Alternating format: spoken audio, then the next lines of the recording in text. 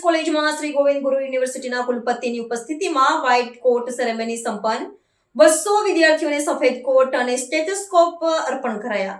દાહોદ સ્થિત ઝાયડન્સ medical college અને હોસ્પિટલના નિમનાળિયા સંકુલ ખાતે શૈક્ષણિક વર્ષ 2025-2026ના MBBSના પ્રથમ વર્ષના વિદ્યાર્થીઓ માટે શ્વેત વસ્ત્ર પરિધાન સમારોહ વ્હાઇટ કોટ સેરેમનીનું ભવ્ય આયોજન કરવામાં આવ્યું હતું.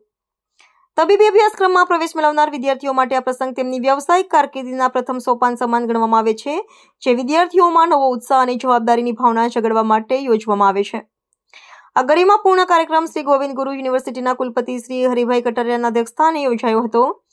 સમારોહ દરમિયાન કુલ 200 જેટલા નવોદિત વિદ્યાર્થીઓને તબીબી વ્યવસાયની ગરિમા અને ઓળખ સમાન સફેદ કોટ તેમજ સ્ટેથોસ્કોપ અર્પણ કરીને સન્માનિત કરવામાં આવ્યા હતા. અધ્યક્ષસ્થાનેથી વિદ્યાર્થીઓને તેમના ભાવિ વ્યવસાયમાં નૈતિકતા, કરુણા અને સેવાના મૂલ્યો જાળવી રાખવાની પ્રેરણા પૂરી પાડવામાં આવી હતી. કાર્યક્રમમાં ઉપસ્થિત મહાનુભાવોએ વિદ્યાર્થીઓને તબીબી ક્ષેત્રની ગંભીરતા સમજાવી હતી અને તેમને રાષ્ટ્ર નિર્માણમાં યોગદાન આપવા આહ્વાન કર્યું હતું.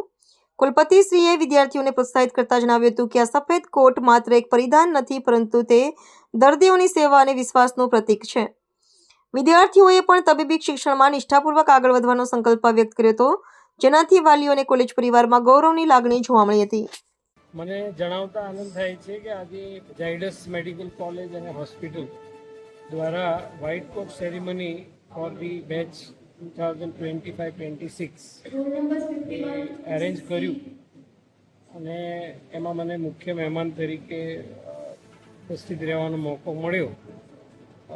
આ જે આખો પ્રોગ્રામ છે એના પહેલાં વિદ્યાર્થીઓનું 15 દિવસ સુધી જે 12મા પછી તરત જ નવા આવ્યા છે, તો એમને આ મેડિકલ વ્યવસાય વિશે એમણે ખરેખર આ 5.5 વર્ષમાં શું કામ કરવાનું થાય છે એના માટેનું સરસ મજાનું 15 દિવસનું ઓરિએન્ટેશન કર્યું. એટલા માટે હું ઇન્સ્ટિટ્યૂટને ખૂબ ખૂબ અભિનંદન આપું છું કે જે નવો જ વિદ્યાર્થી આવ્યો છે કે જેને મેડિકલ વિશે કંઈ જાણતો નથી, એ 5.5 વર્ષમાં શું કરવાનો છે એનો આખો રોડમેપ છે એ બનાવી આપ્યો.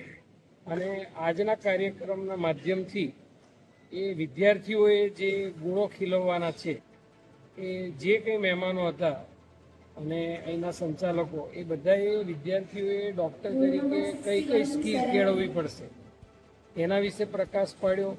ડૉક્ટરે કઈ ડિસિપ્લિન રાખવી પડે, ડૉક્ટરે ઓનેસ્ટી રાખવી પડશે, ઇન્ટિગ્રિટી રાખવી પડશે, ડૉક્ટરે પેશન્સ રાખવું પડશે, ડૉક્ટરે દર્દીને કેન્દ્રમાં રાખીને કામ કરવું પડશે.